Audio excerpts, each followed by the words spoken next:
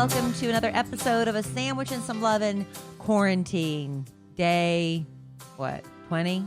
Is today day 20 for our quarantine? I have no idea Something what day like it is. that. No idea. I'm Kelly Raspberry Evans. This is my husband, Alan Evans. Hello, Alan. Hey, train in the quarantine house. And even though we are in quarantine and some of us are handling it better than others, we're here. We're going to keep doing the podcast because we got a podcast family, and family sticks together. Good times, bad, quarantine or not. You know, now I am starting to realize why jails and prisons are such a punishment. Why? Because you're in isolation, no outside contact. But, I mean, we're fed very well here. Oh, Lord. We're fed very well. Very well, yeah. We're fed very well. We can get on the internet. We have TV. Of course, there's some jails that have all that. Yeah, I mean, I'm surprised. There are people were, Instagramming and stuff from jail. I don't know. Really? Yeah. Where have you seen that? There was somebody on the news. He was wanting people to know that his cellmate was dying of COVID, and it was how bad it was in the situation. And he sent out like a picture on Instagram or something. I don't have this story in front of me right now. But people smuggle in, phones and stuff so they can communicate, I guess. How do they smuggle them in? I don't know, honey. I'm not really privy to that. But, yeah. You're supposed to say. Plus, I watched Orange is the New Black for a little bit until I couldn't anymore. You're supposed to say they hide them in their anus. Well, maybe. There's probably other ways as well. But I remember there was a cell phone smuggled in there. Uh-huh. When I watched Orange is the New Black for a minute. Well, I'll tell you what, babe. This is going to be the podcast of we have some good news and we got some bad news. Now, see, there's a psychology to this. I think you're supposed to deliver good news first, followed by bad news. I think that's how the psychology of that works. Because you always ask the person, what do you want first, good news or bad news? And it's up to them to choose. But we can't get that instant feedback. So I think what the psychologists say is good news first, followed by bad. So you'd rather give somebody a warm fuzzy than give them a cold prickly? I think that's what they said. I thought you're supposed to give them the cold prickly and then make them feel better with the warm fuzzy. All right, well, do whatever you want. I don't know. What do you want to do? I might be remembering incorrectly. Are you having a false memory? I have a lot of false memories. Oh, I have a lot of lost memories. Daily. And false memories. How much have you slept today? Tell everybody about your sleeping. Today, I don't think I slept as long as I did yesterday. Yesterday, I took a very long nap. I think I took a 3-hour nap yesterday. I was about to hold a damn mirror under your nose, make sure you were okay. Today, I went back and took another nap. I get to the point where I feel almost drunk. I cannot hold my eyes open, and I have to go lie down. And it's not like I'm overexerting myself. I get up every morning and do the radio show, but I'm getting to sleep in a little bit as opposed to having to drive across town like I used to, So I get to sleep in maybe another 30, 45 minutes every day, which has been nice. But yeah, by the time I get off the radio, I think because I'm not as active, it's making me more lethargic, maybe. And plus, probably I have a little undercurrent of a little bit of depression going on. I'm telling you what, babe, I know you think it's weird that I've been drawing so much, but I got to stay busy. I've got to stay busy. Non-stop. If I just sit there and don't do anything, I'll go nuts. I get it. I have to do something. I've been trying to do, little things around the house. I tried to, get the urine smell out of the carpet today. That was one of my projects. Washing the dog, shaving his butt. That was another project. I built a bed today. Alan built a bed. I wanted to do that with you. That's one of the few things I had on my list to do. Well, and you did it without me. You were sleeping. No, you did it. I got the, while I was on the air, didn't you? Yeah. Yeah, so I wasn't sleeping. Really? Yeah, it was done before when I got off the air. Oh, you were on the nationally syndicated Good Credit Morning Show? Yeah, you were. When I got off the radio this morning, you had already put together the bed and you were getting the magic marker off the coffee table. Hey, what was that? I was listening kinda while I was making you breakfast. What was that letter you said some lady, it was the most wheels off thing you'd ever heard and she had to DM you or something? What happened? Well, I asked her to. I do love letters to Kelly on the Kid Craddock Morning Show, and also now it's a podcast that I do once a week. Alan. So anyway, this was on the radio show, not on the podcast. But this morning, a woman wrote, and she said, I'm with my husband. I don't have it in front of me, so I can't remember. Just the high level. This is the high level of it. 30,000 foot view. But so I don't have all the specifics. But she'd always had a bad relationship with her mother-in-law, who's actually her husband's stepmom. Okay. So it wasn't his biological mother, but it was his, this woman married his father when he was a young man. And she said we've been having terrible marriage problems because his family, she, especially the mom, treats me like dirt, the stepmom. And it was causing so many problems. So we went to marriage counseling, trying my one last ditch effort to save the marriage. And it came out in counseling that when he was 15, his stepmother seduced him. And they had Whoa. an ongoing affair that lasted for about 10 years. And even while he was seeing this woman that wrote me, his wife, he said, the only reason I stopped sleeping with her is because I married you. And so that's why the stepmom was being so rude to her, because she stole her boyfriend, which was her stepson. Oofa. So she was basically asking me, what to do. And there were so many facets to that, because she committed a crime. That woman committed a crime with a 15-year-old boy. That is illegal. And that's a crime that, and the father, her father-in-law, doesn't know about it. So it's like, you're going to destroy 2 marriages now, but the woman deserves to be held accountable for committing a crime against a 15-year-old boy. And people, and we had that discussion. A lot of people are like, well, 15-year-old boys, you know how they are. It's like, no, wait, you make that a 15-year-old girl and see if you feel the same way. Oof. It shouldn't matter. No wonder you said that. I was really could hear hard. that you were disturbed. I was so disturbed. I didn't know how to answer this question. I said, if you want to save, she said, my husband now wants to save the marriage, but, I don't know how to move forward with this. And I said, I think the only way you stay in counseling, number one, but you're going to have to confront this woman and say, look, at first I said, you've got 24 hours to tell dad what's happened or we're going to do it. And I was like, no, maybe that's not the right idea, because she can always twist it and make her seem like the victim. It was just that's a complicated, what is the right answer? What is the best thing to do? I was really, that's a tough one. It was I could tell something was different about. I could not get. I didn't catch it. And Wow. Yeah, it's like normally when it's in an affair situation, I usually say, keep out of it, keep your mouth shut, because honey, you're making the whole thing shake. Keep out of it, keep your mouth shut, because Sorry, I get excited sometimes. I know. It's not your story to tell or whatever. And if somebody, about destroying marriages, I'm getting confused here right now because I'm obviously sleep deprived. But yeah, this is a criminal activity as well. It was hard. That was a hard one. Yeah, I wouldn't provide. And she didn't give me their phone number. She said, "I don't want you calling me to talk about it." She goes, "I can't even bring myself to talk about it. I'm in tears, writing this." As one of your closest advisors, I would advise you don't give any public advice on that one. Well, I just did. Because that includes illegal activity. I just did. Well, no, you didn't. I said, but it's, she has to be held accountable for that, right? Even though it's been 10 years or whatever or more. Yeah. Just your opinions, of course. It's my opinions. That's what, I'm not a doctor and I'm not a legal professional. Yeah. But right is right. I know there's a lot of gray area in certain situations, but sexual assault of a minor. There's no gray area on that one. Yeah, there's no gray one. area on that. So that's what I'm saying. There's no gray area on that. It's just a tough situation. All right, babe. Well, let's hit him with the bad news first. Well, you start. But what could be worse than that love letter to Kelly? And I mean, in the grand scheme of things, a lot worse is going on in this world right now.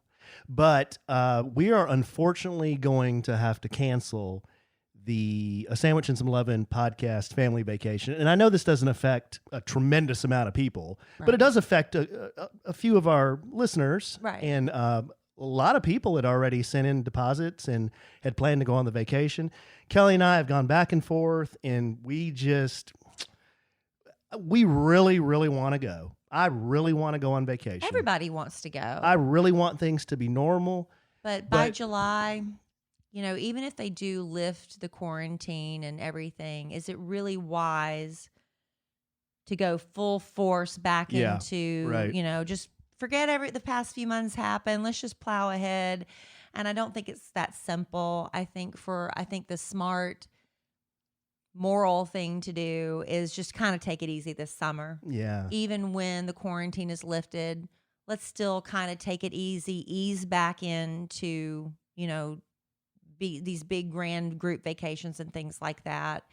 Because the worst thing would be have everybody finally think, oh, good, we're done, and then have a relapse, right? Yeah, and like I said, in the grand scheme of things, there's a lot worse stuff going on. But we just wanted to tell everybody that if you were thinking about maybe, hey, are they still going to do it? Or, maybe things will be better by July. Like Kelly said, even if they lifted, say, hypothetically, at the end of April or even at the mid-May, they lift social distancing and quarantining guidelines, even if they lift those, I couldn't live with myself. It just doesn't if feel all of good. us went on vacation and somebody got sick. Yeah, it doesn't feel good. That just is, that would be the worst thing ever.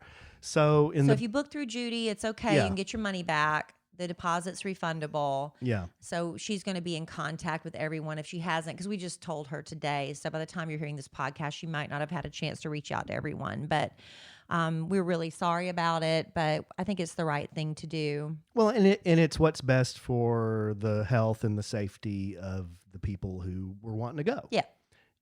And we're really sorry. We really, we're really going to do are. it next in And 2021. we'll do it again. It's going to be our year, 2021. So that's the plan. So we're really sorry about that. But, we were excited because we had so many new faces that were going to be going, and it was going to be a fun trip. But Judy is going to, I sent her a letter today, and she's going to reach out to everybody who was in contact with her. So she'll get with you and figure out what to do from here. But we're sorry.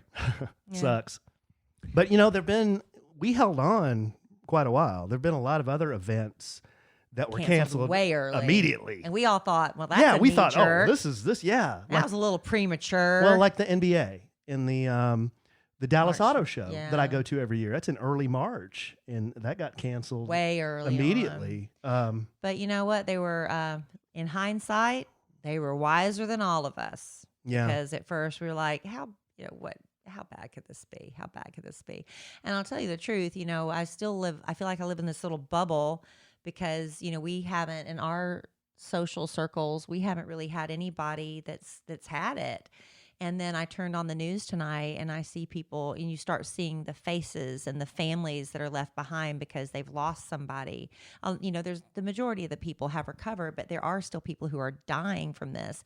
And this one woman, she just broke my heart. She was just sobbing, and she said I've lost the love of my life, and I look out and people are, they're still partying and they're still sneaking around getting haircuts, and they're acting like this isn't a big deal. This is a big deal. And I just like, oh my gosh, that hit me right between the eyes. I needed to hear that. So, so we're going to be a lot more careful, right? And erring on the side of caution. We're going to wait and do the family vacation next year. Yeah. So that's that. That's the bad news. We're really sorry about that. But the good news is we're still doing a podcast tonight. We've got some cool stuff to talk about. It's going to be an abbreviated version, but we still have some cool stuff to talk about. What's the good news? That was the good news? That's the good news. That was the good news? Good news is we're doing a podcast. We were already here doing it. That wasn't good news. We're in quarantine. What kind of good news can I give them? We're already doing the podcast. Do you have any good news? No, but you were. Well, there you go. At least I'm. But I'm not teasing that we have good news. At least I'm producing some show content here. I'm not teasing that we have good news. Let's see. Tuesday was it Tuesday? Yeah, Tuesday was the day I was supposed to go get my haircut. And I think I've mentioned on the podcast before, I have seen the same hairstylist since 1993. She has cut my hair every 3 weeks since 1993. I've known her longer than anyone in Dallas-Fort Worth. Anyone. So this is the first time where her and I said, well, we're just not going to do it. We can't do it, So now I'm thinking, well, what should I do? Should I just grow out a little mini afro, or should I want you to let it grow. Have Kelly cut it? Well, I'm willing to cut it, but you said our marriage is at stake if I do. It'll end in divorce. That'll do it? Yes. You're saying everything I've put up with from you. Whoa. But me What giving does you that a bad mean? haircut would be the Oh, grounds for you divorce. would give me the Jim Carrey and Dumb But it and wouldn't Dumber be on cut. purpose. I would really try to give you a good haircut. I know you would. You would have the very best intentions, but the result would be poor. And it would be divorce. Yes. Oh, my gosh. So I put out this podcast is going to be all about survey results on Instagram. So I put out a survey. Oh, by the way, Alan's all mad at me. He's like, What? you never look at my Instagram. She never looks at my stuff. I just haven't really been on a lot. I tag her and everything, but she never looks at it. So I said, should I grow my hair out or should Kelly cut my hair? Kind of down the middle. I vote grow it out. 55%, and there's about 1,000 people. 55% said grow it. 45% said mow it. We'll see how much longer this quarantine lasts and how much longer you can put up with it. One of our listeners, or one of our very best customers, Hannah Herb, she gave her husband a haircut today, and she sent me a picture. She had never cut hair before, watched a 5-minute YouTube video, That's it. gave him the Barrio fade, and he looked good. He looked good, but he has a nice shaped head. Like it goes up. Mine goes like up. Mine's like an egg. Like if you shaved my head on the side, it would, at the top, it looks like an egg. It's not like nice. I don't know about that, but I mean, I don't think you need a haircut right now. It's not long enough to need one. But when you're ready, I'm ready. I'm afraid if you gave me the Barrio fade, I would have the biggest Humpty Dumpty looking head. Well, I would just take the clippers to the sides and the back. But I would use What number? shears. I would watch a video. 2? You gonna use those? I know there's 1 and 2 and 3. I don't even know what those mean. Nice. But I'll watch a video. Are you gonna use those clippers you used to shave Larry's ass? Yeah, I had to shave Larry's butt. I did because he's got allergies. He's constantly chewing and licking. I use hot spot spray. I give him Benadryl. I just gave him another anti-itching bath tonight. That dog has severe allergies, and that licking noise is driving me nuts. So anyway, yeah, I shaved his butt. You know what we should do? What? We should do, and our live studio audience is producing on the fly. We should do an Instagram live of you cutting my hair. Well, yeah, That'd be a lot of great. people That'd have be done a it. great. A bit. lot of people have been doing it. That'd be a great bit. Well, you let me watch a video and I'll do it. You have to have the right clippers, though. You don't want me to use the dog butt clippers. Well, no, yeah, no, we're not going to do that. Okay. I have a set of clippers I used to shave my. Everybody knows what you're going to say balls without saying I balls. wasn't gonna say that. Yeah, you You got were. to change your voice when you I say can that. balls. You can say balls. It's fine. You can say huevos. All right. In my case, huevos grande. Oh, I'm sorry. Yes, dear. Yes. Oh, come on. Don't lay out on me. Si, senor. Okay, let's do a letter and then we'll Was go. that the only poll you had? No, I thought have more, but you want to do this poll and then do the letter? Or You do the letter whatever and you then the want. poll? This is whatever you want. We'll do the poll. Yeah, I thought that's what you were doing. Okay, so last podcast, and I know everyone listened, last podcast, we were trying to get to know each other and our quarantine habits. So I asked a bunch of questions to you about what are things that you've done in quarantine. Right. I.e., have you been shopping Amazon more than normal? Yes. Have you had more screen time? Have you forgot what day it is? So I put these same questions out for my followers, which I guess a lot of them are listeners. Some of them are listeners. And I got the results. Oh. So let's go through the results and see what the general public thinks. Not just you and me, but the general public. Have you shopped Amazon more than usual? Oh, everybody said yes, I'm sure. Only 36% said yes. Really? 64% said no. Okay. Hadn't shopped Amazon more than usual. So I'm thinking maybe that's, everybody's watching the pocketbook. Yeah. Possibly, yeah. Okay. Have you had more screen time? You and I both answered no. We had not had more But screen everybody time. else is up, right? Landslide. 84% said yes. Yeah. So people are on their phones more. Yeah. 16% said no. Have you forgot what day it is? You and I both answered yes. 75 people are with us. 75% said yes. 25% said no. Have you sung out the window? Neither one of us had done that. No. Not a lot of people are doing that. No. Only 8% of people have sung out the window. I wonder if they went viral of those 8%. I wonder what song they sang. Lean on Me or Don't Stop Believing. Or Imagine. That'd be a slow jam. or I will survive. Ugh. Have you worn a mask in public? You or I have not worn a mask in public. Only 38% of people have worn a mask in public. Yeah. Okay. You with me? I'm keeping up with you, honey. Okay. Do I look like I'm falling asleep? Yeah. Have you, as our listeners do right now as well, have you shared a Corona meme? I bet a lot of people have done that. You and I both have, as well as 62% of people have shared a Corona meme. Okay. So people are trying to have a little sense of humor. Find the humor in it, yeah. Yeah, find some humor in a shitty situation. Just don't over meme. Then you're annoying. Don't over meme like me. Have you referred to the coronavirus as the Rona? That's going to be low. 56%, a majority of people have referred to the coronavirus. Okay. COVID-19, SARS-821AB or whatever it is, as the Rona. Here's where this is skewed because these are your followers on Instagram. What does that mean? My followers wouldn't do that. All my followers are your followers. No, they're different. No, they're not. They're not. My followers don't call it the Rona. No, they're not. I didn't have any followers until I met you. All your followers migrated over to me. So you're giving me credit for your popularity? Well, yeah, they're the same followers. Have you shared your workout on social media? Have you worked out on social media? Right. You and I both answered no and no. I bet I must follow. Well, I do. I follow a lot of people in the health industry, so I see this all the time. Only 10% of people have shared a workout. Well, yeah, because the majority of people aren't workout professionals. You know, that's not their job. Yeah, I follow all the trainers at BMF, and so I see it all day, every day. Have you had a happy hour or drinks at home? You and I both have, and we were proud of that. Only 64% of people have done the same. Really? A lot of drinkers. Well, we're still early in this quarantine. A lot of drinkers. Have you screen grabbed your Zoom meeting and shared it on social media? Have you done? You've done that. Yeah, I told you I did it like twice. You are in the minority. Only 16% of people have done that. Yeah. Okay.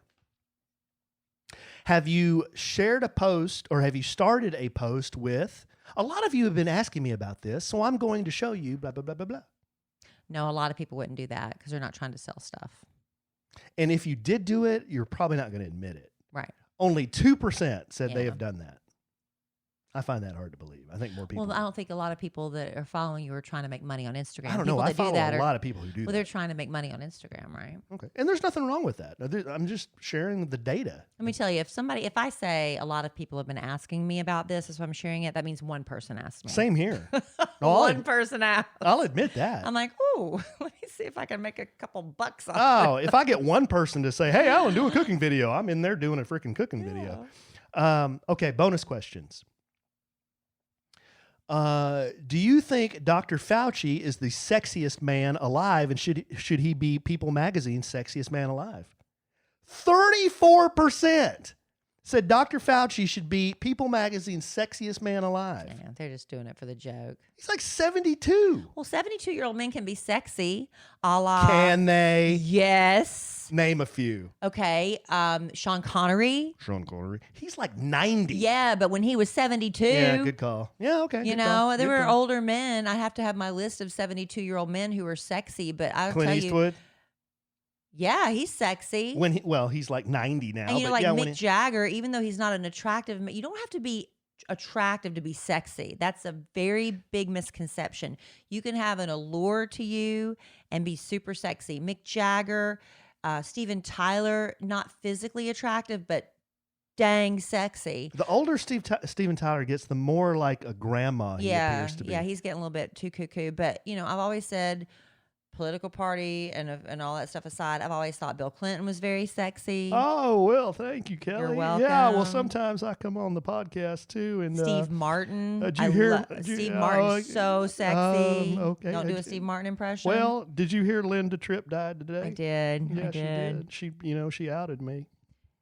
I was having sexual relations with that woman. No, you were not. Well, I was. Well, I wasn't. You know, I tried it. I did not like it, and I did not inhale. That's different. Oh, okay. Yeah, it's a different scandal. The thing about Linda Tripp, though, is really interesting. She said, I am not defined by, you know, that whole scandal. But every headline you see today is like the whistleblower, Monica Lewinsky's, friend gone bad. That's exactly what she was defined by. Hey, some of our live studio audience, they're chiming in on this subject about Harrison Ford, Harry Ford. See? About Sexy. About Big Jack Nicholson. Yeah, so you can be sexy in 72. Dr. Fauci, sorry, to me, not sexy. How about Big Willie Nelson? Not to me. Now, Willie Nelson's not sexy to me. How about Big Bob Redford? Oh, Robert Redford, yes. Have you seen Robert Redford lately, though? Okay, look at Robert Redford at 72. Yeah. How about, about Chairman of the Boards, Frank Sinatra? Yeah, very sexy. May he rest in peace. How very about lewd. That Sinatra, very lewd. He was lewd? Oh. Was he really? Honey. Was he really? Yes, and he was involved with the mafia and all that stuff. Frank Sinatra was lewd? Yes. Like, what do you mean? No. You need to go read up on some Sinatra. No, That would be some good reading, but, while okay. I love reading biographies and stuff. And I was listening to the the Killing Marilyn Monroe podcast, and about how Sinatra got Marilyn all involved with the mafia friends of his, and how he basically just pawned her off to his mafia friends. It was terrible. Terrible. I think you and I have different definitions on what lewd is, though. Well, sexually deviant. Ben Franklin, lewd. Well, what do you know about Ben? This is not common knowledge. Look up Ben Franklin and his travels to France when he was the U.S. ambassador to France. Okay. Lewd. Oh, that pales. Whatever Big Frank did pales in comparison. You haven't read about Frank. I don't know about that. How about Sam Elliott? Sam Elliott's pretty sexy. Yeah, I'd do Sam Elliott. I think he's a good-looking guy. Yeah. All right. So now we're back to the... How about Burt Reynolds? Oh, yeah. He was so hot. And he didn't, towards the end, when they're trying to hold on to that youth, they look kind of, sometimes you just got to age gracefully, That youth? Oh, okay. So we were talking Dr. Fauci. Can you these are bonus questions. Can you identify Dr. Birx by sight? Yes. You and I can, because we're pretty tied in. Yeah. We watch a lot of the press conferences. Yeah, it's on 24/7 here almost. Only 23% of people could identify Dr. Birx by sight. Really? She is, for those of you who don't know, her and Dr. Fauci are the two grand Dr. Poobahs that are advising the president and everybody else on this thing, right? Mm-hmm. And I looked her up. She was an Army colonel. How about that? You just looking at her, she's so, I don't know, just what's the right word? She's so put together. Not that Army colonels aren't put together. She just doesn't seem very militaristic. There you go. That's what I'm trying to say. Okay. She doesn't seem very regimented. Yeah, she's got the Hermes scarves. She's very into scarves. Oh. If you see her without a scarf, that's going to be like, you can't make a drinking game out of her wearing scarves. You would be dead of alcohol poisoning. You know what I'm saying? Yeah. She does have that one outfit that it's kind of American airline-ish. Yes. She looks like a flight attendant. Totally navy with the red scarf. And I'm like, I said that, yeah. I'll have a ginger ale. Right. Okay, and the last bonus question, and I didn't ask you this at the last podcast, but a new one. I asked my audience, just keep fighting through it, babe. I asked my audience. I'm not fighting, I'm enjoying. Is Alan Evans sexier than Dr. Fauci? Did you really ask that? Well, you wouldn't know because you don't look at my social media, but what do you think the results were? Well, I'm going to guess yes. A landslide. 79%. Oh, see, I'd be insulted. Well, I am. I want to know who the a-hole 21% were. That's right. I'd be insulted. Who thinks Dr. Fauci is sexier than Alan Evans? 21%. 21%. And I can go in there and see. Maybe they don't think your ego is sexy. I can go in there and see who you are. I'm going to go in there and see who they are. The fact that you even put that up as a question was a turnoff for a lot of people. I was doing a bit. Oh, it was a bit. And yet you're still offended that you're not as sexy as Dr. Fauci. Hey, Dr. Fauci, he's got it going on, that guy. He's gonna make it all right. All right, babe. You want to do a letter here and we'll bring it home for Jerome? Yes. Okay. This one is from Leah in San Antonio. She says, "Hi, Kellie and Allen." Hi. It's a letter, by the way. I hope my letter is addressed, even not if on the podcast. Oh, she must. Maybe you've done this one because she probably sent it into the nationally syndicated Kid Credit Morning Show too. Did you pick it up off the desk, or did you print it? I printed this. Okay, then, because I was going to say if it says, "Please read and help me." How could I not address this? No, I'm saying if you were asking if I already addressed it, I was asking if I printed it out. Never mind. Go ahead. Okay. I just need some advice and guidance, and I don't know who to turn to. I feel defeated and depressed. Okay. And this is about the coronavirus, so I hope my letter is seen soon. Yeah. I'm feeling you already. My fiancé, together for 6+ years, engaged almost 3, stepfather to my 11-year-old daughter, will not adhere to the social distancing rules implemented throughout the world. We live in San Antonio. He even has to go to work and works in the auto repair industry. That part can be understanding of, but the other non-essential duties I cannot. He continues to travel to AutoZone almost daily. Yeah, I answered this on the Kid Craddock show. You did? She must have written both. Okay. That's fine. We can answer it here too. Okay. I think they edited it more for the radio. Including more detail. He goes to gas stations for random drinks because he's thirsty, even though we have plenty of drinks at home. He goes to HEB for non-essentials when I'm constantly doing curbside orders. It got to the point where the stress and anxiety around his lack of social distancing was causing me. It led me to come to my dad's vacant house about 15 miles away from my daughter, or with my daughter. I'm sorry, I'm butchering your letter. I'm trying to edit it on the fly here. Now he's mad at me, and my daughter misses our normal life, her stepdad, and our 4 pets. I've tried to keep her calm and help her to understand why we had to come to Grandpa's, but it's been such a struggle. I don't know how to cope and get him to understand how serious the situation is. He says even if he gets the virus, he'll be fine, and he'll just take medicine. Please help. What do you suggest I do? We want to be back home, but I can't stand the thought of putting myself and my daughter at risk, and all for my fiance's lack of concern. I am so sorry. I've had too many Cokes today. I would feel like a terrible mother, but I'm also afraid of losing him beyond repair because he does not understand my point of view, and he says he can't believe I, quote, took it this far. Please help, guys.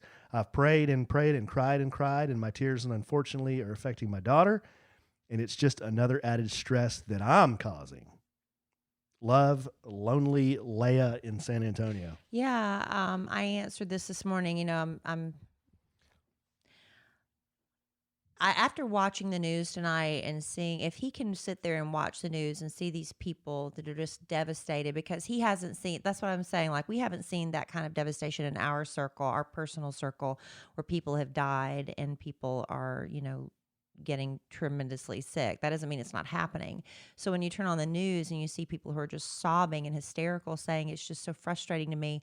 I just lost my husband. I lost my love of my life, and people are running around acting like this isn't a big deal. And she said, my husband died probably because you went and had to have your hair cut, because you don't know exactly who's spreading it and where. And the fact that he is willing to let you leave and move 15 miles away, that he's so stubborn and obstinate that he's going to plant his flag on that hill. You know what I'm saying? That's just a disrespect for your feelings, for your daughter's feelings, for your health. He's supposed to be the leader of your family right now and your family unit and the protector and the provider, and he is snubbing his nose at it. I think that's a bad sign of where this relationship stands. Yeah, I wouldn't disagree with Kelly on that. I mean, he's got to take it more seriously. If he's willing to let you move out, yeah, because he's not going to cry uncle. I would stay put if I were you. I mean, really, I would. It's not worth it. Stay put until this thing blows over. It's a shame. And that's a shame. But if he's not taking it seriously and he's out doing whatever with whoever, you don't know who he's around. And I mean, it's just, you can't be, I hate to say it because I'm internally, I'm not naturally like this, but you you cannot be too careful and too paranoid right now. It's not just for because I really have a great, my health is really great. I really rarely get sick. And I just feel like in my spirit, how do I know? I don't feel like I'm going to get it. But I also feel like every time I played Publishers Clearinghouse sweepstakes, I was going to win. You have those feelings, and when are you right and when are you wrong, But on this one, it's so selfish. I get we want to do what we want to do, and I'm kind of depressed sitting here at the house, and I want to go walk around Home Goods. I want to go walk around Home Goods, Alan. I want to go have lunch with my girlfriends. I want to do these things, but this is a sacrifice that we're having to make for the greater good of everybody right now, even if it feels like this is pointless. Is it really making that much of a difference if I just sit, if I don't go, to meet my girlfriend and just hang out in her? Yeah, you are making a difference. You are, and it's because we're all in this. We're trying to all be in this together. Right. I think it's because it's not tangible. You Right. sitting home every day, you can't say, because I sat home today, 3 people didn't get infected because of my decision. There's not that tangible quality to put on sitting home, right? Yeah. But that doesn't take away from the fact that he is totally disrespecting your feelings and your daughter's your health. And I think this is bringing out sides of people that we never expected to see. Yeah. This whole experience. I look at it the opposite way that your husband looks at it. He's like, Fiance, not even or husband. fiance. Well, if I get it, I'll get sick. I was telling Kelly the other day, I said, the worst thing that could happen would be if one of us got sick, because then all of us would be sick. And Possibly. that's yeah. my worst nightmare. Like, And the I'm fact not- that you brought it into the house. I'm not worried about me per se as much as I'd be worried about like the family and the children. Right. That's who he should be worried about. And the fact that he's just out there Cavalier. even if you don't think you're going to get it, and I don't think I will, and I pray to God I don't, Yeah. knock on wood. I'm doing all the things that I'm supposed to do. But people who are normally healthy have died from it. right. But still, you can't be too careful, and he should be concerned about you and your daughter. And He's not willing to give up getting a Coke at the gas station to save your relationship. yeah. That shows you how much his pride is out of control and his ego is out of control. And like I said, this is, when in times of crisis, in times of when it's inconvenient, this is when people are showing their character. And for some people, it's going to be real eye-opening. Some relationships probably aren't going to make it through this. Some might become stronger. Some might just be like, it was just another month of our lives, whatever, How do you feel like it's affected our relationship, honestly? I don't think it's, just being as honest as I can, I don't think it's affected our relationship. We've had a few little weird fights. Well, I think we both miss just doing everyday things. We date a lot. Yeah. Alan and I date each other a lot. We go out to eat. We date. And it sounds like a small thing, but we're normal people that like to go out and do things. Yeah. And we like having fun together, going out to eat, having pho, going to Home Goods, going to Ross. Going to happy hour. We We just have happy hour at home. Yeah. And we've tried to do things so we can stay at home and do them, but naturally, being people that like to get out and do things together, it's affected us that way. But relationship-wise, I don't feel like we're on the down or anything. How would you? I mean, I know we had the issue over us gathering in the cul-de-sac and separating and all that. But if I was so blatantly like this guy, going out, stopping, and just total disregard for the rules of self-isolation and quarantine, how would you respond to that as my husband? I'd be pretty upset about it. I really would. Yeah. Yeah, I really would. Yeah. I would. And I would expect you to be the same if I did that. Would you leave? I don't know what I would do, babe. It would make me nervous. Yeah. It would make me nervous more than anything because Yeah. we got kids coming in and out of here, and that would make me really nervous. Yeah. It would. Yeah. And I hate to be like that because I'm not naturally a nervous Yeah, Nelly. yeah. I'm not. That's not my personality. But this whole thing, it's making a lot of people nervous. Yeah. So our answer for Leia in San Antonio? stay put. Yeah. It's sad, but you got to stay put. And evaluate the status of this man that you've been engaged to for 3 years. Yeah. That's a Yeah. bummer. That Yeah. is a bummer. And I'm sorry because I know your daughter looks at him as a father figure too, but this might be the realization that this isn't the man that I thought he was. This isn't my protector, and he's not putting my needs and, for better or for worse, in sickness and in health, but you're also he's supposed to be protecting you right now. Doesn't sound right. Yeah. So anyway, on that note. All right, babe. Well, I tried to include some funny stuff, but, we're in quarantine and it sucks. You get what you get.